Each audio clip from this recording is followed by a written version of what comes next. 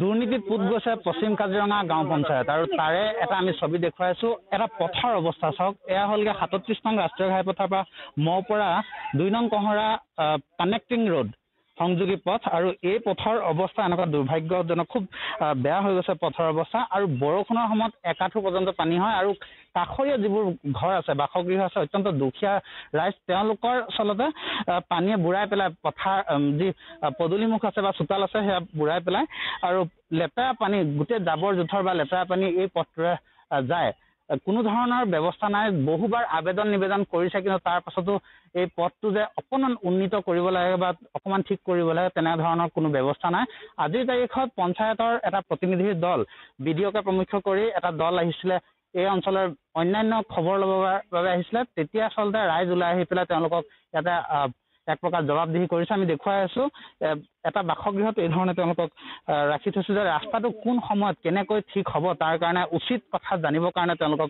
ৰাখি থৈ দিছে মই তেওঁলোকৰ সৈতে কথা পাতিম অকণমান আপোনাৰ সৈতে কথা পাতিছো এই যে পথটো আপোনালোকে বিভিন্ন সময়ত দীৰ্ঘদিন ধৰি আপোনালোকে আবেদন নিবেদন কৰিছে বুলি কৈছে কি গুৰুত্ব দিয়া নাই নেকি নাই দিয়া আমি আজিৰ পৰা প্ৰায় 6 মাহৰ আগতো আমি পঞ্চায়তত দৰখাস্ত দিছোঁ গোটেই ৰাইজে গৈ পেলাই এই পথটো মানে আমাৰ বাৰিষা কালত অত্যন্ত বেয়া হয় আৰু কিমান বেয়া হয় আপোনালোকক আহিলে আপোনালোকে নিশ্চয়কৈ দিয়ে এতিয়া দেখিছে আজি 15 দিন পিছতহে এইকণ পৰ্যায় পাইছে গতিকে কিমান আমি বহুতবাৰ আবেদন নিবেদন কৰাৰ পাছতো পঞ্চায়ত সভাপতিয়ে সদায় কৈ আছে আহেও অৱশ্যে জোখে সিও দেই এখিলৈকে জোখ কৰে 500 মিটাৰ এখিলৈকে কৰিম কিন্তু আজিলৈকে আমাৰ কোনো হোৱা নাইকিয়া গতিকে আমাৰ এইখিনি ৰাইজ দেখিছে আপুনি কেওফালে দেখিছে সকলোৰে কি অৱস্থা এজাক বৰষুণত সকলোৰে চোতাল ঘৰ মানে ভিতৰত সোমাই যোৱা নিচিনা পানীৰ অৱস্থা হয় গতিকে সেইটো কাৰণে আমি এতিয়া চৰকাৰক অনুৰোধ জনাইছোঁ আজি বিডিঅ ছাৰ আহিছে পঞ্চায়তৰ তেখেতো আহিছে গতিকে আমি সম্পাদক আমি অনুৰোধ জনাইছোঁ যাতে আমাৰ ৰাস্তাটো অতি সোনকালে আজিহে আহিছে তেখেতলোক গতিকে আজি আহি প্ৰেক্টিকেলি যেতিয়া দেখিছে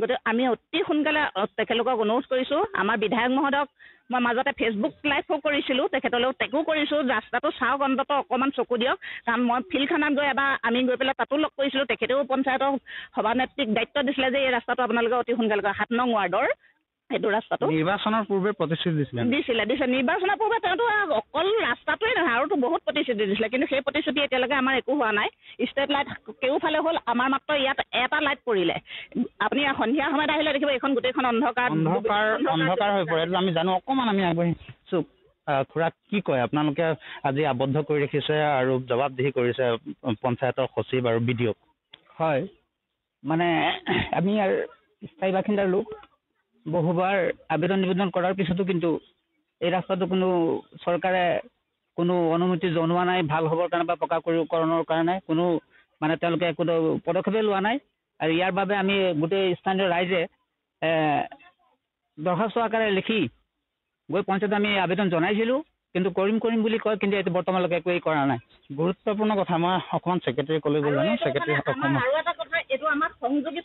হয় এই যে সংযোগী পথটো মোৰ পৰা সংযোগী পথ বা 2 নং কহৰা যিয়ে হওক সংযোগী পথ দীৰ্ঘদিন ধৰি আবেদন নিবেদন কৰিছে আপুনি আবেদন পাইছেনে নহয় আবেদনটো আমি পাইছোঁ এই ৰাইজৰ যথেষ্টখিনি ৰাইজ গৈছে অফিচলৈও গৈছে মই সেই বস্তুটো আচলতে আমাৰ প্ৰতিনিধিসকলৰ মাজতো মই আমাৰ সভানেত্ৰী বাইদেউকো মই সেই কথাটো অৱগত কৰিছোঁ যে এই ৰাইজখিনিৰ কাৰণে এই ৰাস্তাটো মানে বিশেষ প্ৰয়োজন বা আমাৰো প্ৰয়োজন এই ৰাস্তাবিলাক আমাৰো প্ৰয়োজন হয় আৰু সেইটো বিষয় লৈ তেওঁক কোৱাৰ পাছত তেওঁ মানে সেইটো কি কৰে তেওঁৰ ওপৰত বিশেষ গুৰুত্ব দিব লাগিব মানে ঘপককৈ যে মই দাবী কৰিব পাৰোঁ যে সেই ৰাস্তাটো দিব লাগে কিন্তু প্ৰতিনিধিসকলৰ যিটো মতামত সেইবিলাকৰ কাৰণেও হয়তো মই এই বস্তুটো অলপ দেৰি হৈ আছে আপুনি ছেক্ৰেটাৰী হিচাপে পঞ্চায়তৰ পশ্চিম কাজিৰঙা গাঁও পঞ্চায়তৰ সচিব হিচাপে আপুনি কি ধৰণে পদক্ষেপ লৈছিলে ৰাইজৰ আবেদন নিবেদনৰ পাছত নাই আবেদন হোৱাৰ পাছত আমাৰ যেতিয়া পইচাটো আহিব বা আহে সেই সময়ত আমি মিটিং মানে গোটেই সদস্য মেম্বাৰ প্ৰেচিডেণ্ট সকলোকে মাতি লৈ আমি বহুৱাওঁ যে ইমান টকা আহিলে আমুক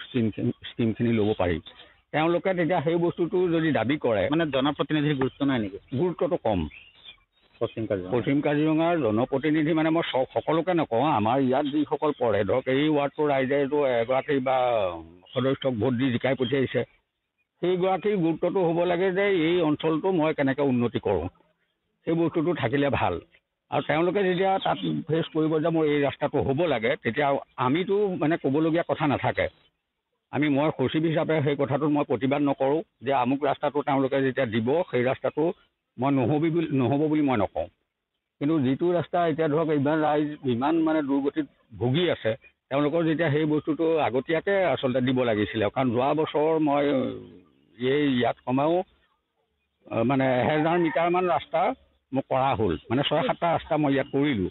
কিন্তু তেতিয়া সেই বস্তুটো ইয়ালৈ মানে ধৰি পেলাই তেখেতসকলে দিব পাৰিলেহেঁতেন, কিন্তু দিয়া নাই। সেই কথাটো ধৰক এতিয়া মোক সচিব হিচাপে বা আমাৰ আজি BDO ছাৰো আহিলে, এইফালে আমি কেঁচা ঘৰ ছাৰ্ভে কৰিবলৈ আহিছিলোঁ। সেই ছাৰ্ভে কৰিবলৈ আহোঁতে ৰাইজ যেতিয়া গোট খাই আছে, মই তেতিয়াতো অবাক হৈ গৈছোঁ। ঠিকে আছে, আপোনালোকে আমাৰ ছাৰো আছে যেতিয়া কথাটো জনাই দিলে ভাল হ'ল। আমি BDOৰ সৈতে কথা পাতিম। একদম পোনে পোনে কথাটো হ'লগৈ যে ৰাইজে বিভিন্ন সময়ত আপোনালোকক অভিযোগ কৰি আছে, বা আজি আপুনি প্ৰথমবাৰৰ কাৰণে এইটো এলেকাত আহিছে, কিন্তু ৰাইজৰ যি অভিযোগ তাৰ গুৰুত্ব দিয়া নাই গৈছে, জনপ্ৰতিনিধিও দিয়া নাই, বা ইয়াৰ যিসকল পঞ্চায়তৰ সচিব বা ধৰক চৰকাৰী যিসকল লোক আছে সেইসকলেও দিয়া নাই। আজিৰ তাৰিখত আপোনালোকে অন্য এটা কামত আহিছিলে, কি কামত আহিছিলে ইয়ালৈ? আমি একচুৱেলি কাছাৰ হাউচ যিটো ইনস্পেকশ্যন সেই হৈ আছে, মানে আমাৰ SCCC চেঞ্চাছত কিছুমান মানুহৰ ঘৰ আহিছিলে, এইবিলাক মানে কাছাৰ হাউচ হিচাপে আহিছিলে, কিন্তু আমি এইটো APL হিচাপে আহিছিলে। কিন্তু এতিয়া আমাক সেইখিনি ইনস্পেকশ্যন কৰিব দিছে, যে যিসকলে পাবলগীয়া সেইখিনি ইনস্পেকশ্যন কৰিবলৈ। আৰু সেই কাছাৰ হাউচৰ ইনস্পেকশ্যনৰ কাৰণে পশ্চিম কাজিৰঙাত অলপ কমি আছে, যাৰ কাৰণে মই ছেক্ৰেটাৰীক ক'লোঁ আপুনি ক'ত ক'ত আছে অলপ উলিয়াওক, ময়ো নিজে অলপ ভিজিট কৰোঁ। সেই হিচাপে আমি গ'লোঁ, তাত গৈ এজন মানুহক ডিটেক্ট কৰিলোঁ, তেওঁ ভাড়া থাকে ইয়াত, আজি বহুত বছৰ ধৰিয়ে ইয়াত আছে। তো সেই ইনস্পেকশ্যনটো কৰি থাকোঁতে মানে আপুনি মোক ফোন কৰিলে। এতিয়া ৰাইজে আপোনালোকক ইয়াতে জবাবদিহি কৰিছে, আপোনালোকে যিহেতু গাড়ীখনো বাহিৰত থৈ আছে, ৰাস্তাৰে অহা যোৱা কৰিব নোৱাৰে, এই সন্দৰ্ভত কি কয়? নহয়, এটা কথা কি, সেইটো নহয় একচুৱেলি মই গাড়ীখন যে ৰাস্তাৰ কাৰণে তাত থৈ আহিছোঁ, মই সেইটো নহয়। মোৰ কথাটো হ'ল কি, ইয়াৰ পৰা মই সোমাই আহিছোঁ, সেইকাৰণে কোনটো ঘৰ কোনটো কাৰ কি আছে এইটো সোমাই চাব। গাড়ীখন আনিব পাৰে নাই? নহয়, মই এই ৰাস্তাৰ কাৰণে মই গাড়ীখন অনাৰ কথা মই ভবা নাই। আজি ৰাইজে কিয় আবদ্ধ কৰিছে আপোনালোকক?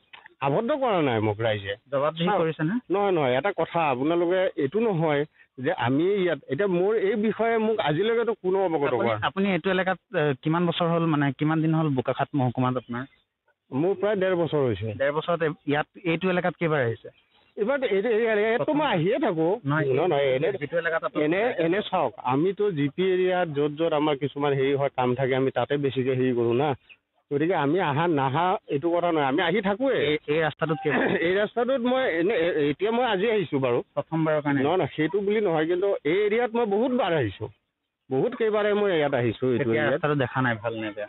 নহয়, এই ৰাস্তাটো চাওক, এতিয়া ৰাস্তাটো যিটো অৱস্থা হৈছে, এইটোতো মই এতিয়া আজি নিজে দেখিছোঁ, মই নিজে প্ৰথমতে ফিল কৰিছোঁ যে ৰাস্তাটো এনেকুৱা বেয়া, ঘনবসতি আছে, মানুহ আছে। কিন্তু সেই কথাটো হ'ল কিন্তু পঞ্চায়তৰ এৰিয়াত মই এতিয়া ছেক্ৰেটাৰীক কৈছোঁ, আপোনালোকৰ যিটো 15 ফাইনেন্সৰ হেৰি আছে, তাতে আপোনালোকে হেৰি কৰক। আৰু ইপিনে আপোনালোকে যিটো ক'লে যে এইটো অলপ লিংক ৰোড আছে, তাতো এণ্ডেগাত এইটো আপুনি এগ্ৰিল ব্ৰাঞ্চ হিচাপে এটা হেৰি দিয়ক। কিমান দিনৰ ভিতৰত হ'ব পাৰে? এইটো আমাৰ ধৰি লওক, শুনক এটা কথা, যদি সকলো ঠিকে থাকে, ঠিকে থাকিলেতো আমাৰ পানীৰ হেৰিটো শেষ হোৱাৰ লগে লগে কামখিনি আৰম্ভ কৰিব পাৰিব। বাৰিষা শেষ হ'লে আৰম্ভ কৰিব। গুৰুত্বপূৰ্ণ কথা, বাৰিষা শেষ হ'লে আৰম্ভ কৰিব। আমি ৰাজপথতে আমি গাড়ী থৈ খোজকাঢ়ি আহিছোঁ, কাৰণ এই পথেৰে গাড়ীৰে অহা যোৱা কৰিব নোৱাৰে। আমি বিভিন্ন সময়ত অভিযোগ পাইছোঁ, আনকি ইয়াৰ যদি কোনোবা লোক কিবা বেমাৰত যদি আক্ৰান্ত হয়, তেন্তে ৰাস্তাতে এম্বুলেঞ্চ ৰাখি ইয়াৰ পৰা ঠেলাত কঢ়িয়াই বা হাঙি কৰি নিব লাগে, তেনেকুৱা এক অৱস্থা। দীৰ্ঘদিন ধৰি বোকাখাত বিধানসভা সমষ্টিৰ এই অঞ্চল এই ধৰণে বেয়া হৈ আছে, জীয়াতু ভুগি আছে ৰাইজে, কিন্তু কোনো ধৰণৰ গুৰুত্ব নাই চৰকাৰী কৰ্তৃপক্ষৰ, যাৰ কাৰণে আজি জবাবদিহি কৰিছে BDOকে প্ৰমুখ্য কৰি পশ্চিম কাজিৰঙা গাঁও পঞ্চায়তৰ সচিবগৰাকীক। আমি দেখুৱালোঁ ৰাইজৰ ক্ষোভ আৰু ৰাইজৰ দাবী, লগতে চৰকাৰী যি পক্ষ আছে চৰকাৰী পক্ষৰ মতামত আমি দেখুৱালোঁ। আৰু অহা বাৰিষা শেষ হোৱাৰ লগে লগে ৰাস্তাৰ কাম আৰম্ভ হ'ব বুলি তেওঁলোকে স্পষ্ট কৰিছে। আমি দেখুৱালোঁ সমগ্ৰ দৃশ্য এই মুহূৰ্তত।